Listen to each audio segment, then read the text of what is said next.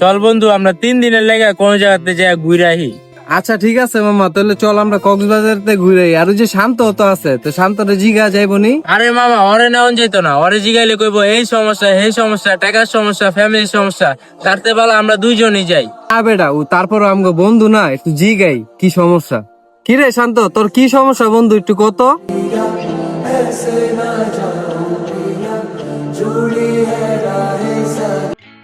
বন্ধু নাদিম, তোর ফ্যামিলি তো অনেক ভালো অবস্থায় আছে।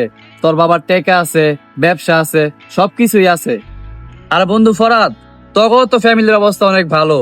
তোর ভাই আছে, তোর বাবার নিজের ব্যবসা আছে, তোর ফ্যামিলির আর্থিক অবস্থা তো অনেক ভালো। আরে বেটা, তুই এত বাহানা বাদ দে। 3 দিন যাবো ঘুরতে, তুই কত বাহানা দিয়ে উড়াই লাইতাছস। আচ্ছা যাক বন্ধু, বাদ দে। আমি তোদের সাথে তর্ক করতে চাই না।